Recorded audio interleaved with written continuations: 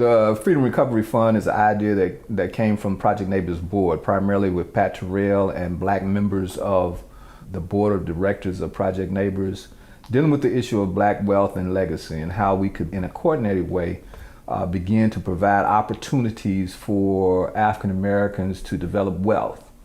The individual development accounts, the advocacy for legal support, and emergency grant and loan programs that are developing out of the Freedom Recovery Fund are providing opportunities for African Americans to begin to both stabilize and develop a sustainable process by which they can become wealthy citizens within the Valparaiso community. I am personally connected with the emergency loan and grant program. What I do is basically identify individuals who might be having problems in terms of monies, whether it be rent, back utilities, food issues, and we provide short-term loans and or grants to those individuals so that they can come out of that particular unstable situation and find their way to a more sustainable existence and quality of life in this community.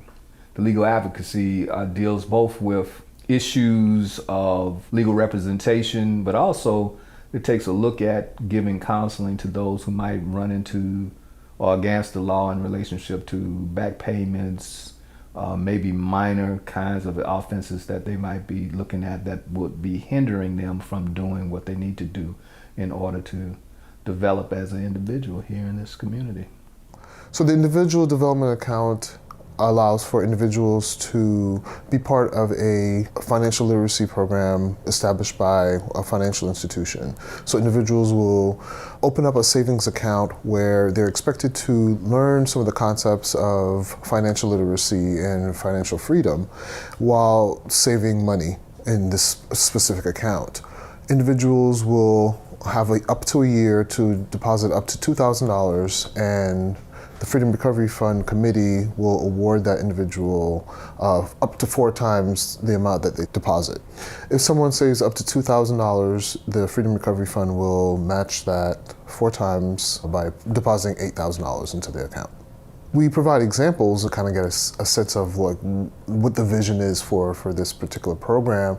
So whether it's saving up for education, saving up to buy a home, or to start a small business. Growing wealth at this scale allows individuals financial freedom in hopes of building something that's sustainable that could start to address the wealth gap in Porter County.